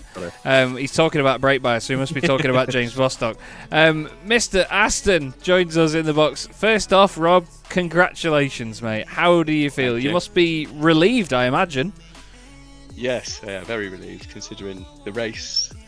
I don't know, I felt like I was going backwards. I was a very little pace in the race. I don't know whether it was a Porsche thing, because I think only potentially Thiago was ahead of me in Porsche, but it was just get it done, get as many points plus one possible, and hope for some luck. So yeah, very happy. I was going to say, it's been a season where you've had to be a consistent driver, hasn't it? Because there's been so many rounds where people have won a race and then the next race finished like 78th or something. It's been so up and down. But what's it been like trying to keep track of that as a driver that's right in the mix all season? I think it's been.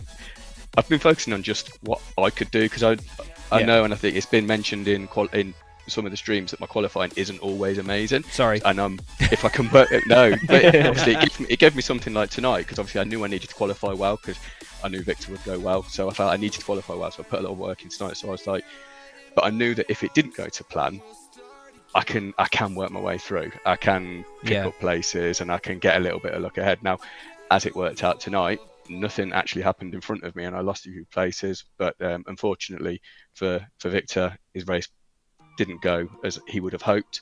But I just kept it on track, and with the support of the lads from GPX, managed to see it home. So yeah, very happy. Was that over all of James's screaming? Yes, yeah. I think he was screaming because he picked the Corvette for some unknown reason. I don't know what he's doing. He's in it for the entertainment, and his services to entertainment are never ending. How would you sum up your season then, mate? Because, like I say, it's been up and down for a lot of people, but I mean, you in particular, you've had some amazing races where you've made it through the order. You've had races like tonight where it's been up and down. How would you sum it up? Best season I've had since I've been racing with ESR and then SRI. So like up until this season, I've done all 11 seasons, and up till this season I'd never won in GT3 Thursdays. So I got that monkey off my back, and then to cap that off with a championship, it was just like I'd started well with the Saxon Ring getting a podium. There was a couple more podiums, and I just thought, attend every race, don't get down. If something goes wrong, just spin the car back round, get going again, and see where you end up. And it's worked out. That approach, just focusing on what I can do, seems to have been the reason, well, partly why I've been able to come out on top this season. So yeah, very good. Well, it's been a joy to watch it, Rob, and like I say, right to the final round as well to keep it nice and entertaining for us in here in the commentary box. Is there anyone you'd like to give a shout out to before we let you go?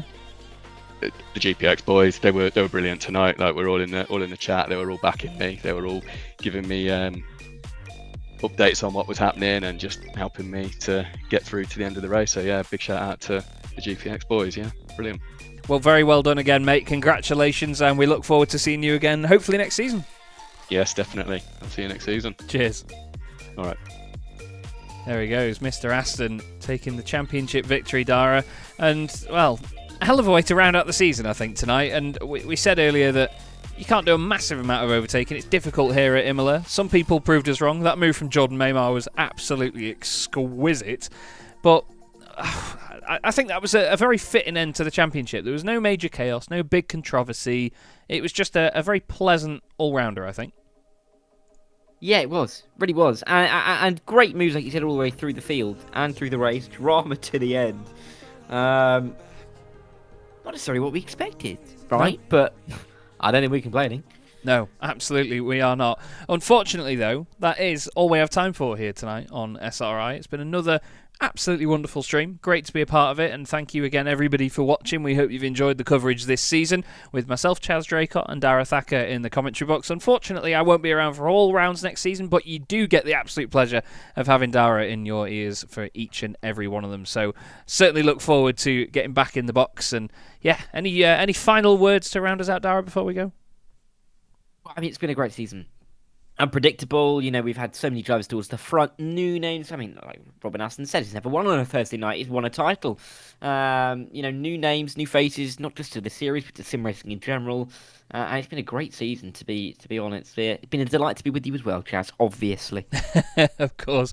The Chaz and Dara podcast will return next season, we are very, very sure. But as for now, thank you so much for watching, everybody. We really hope you enjoyed the show. And, well, we'll see you in Season 12. Have a good one.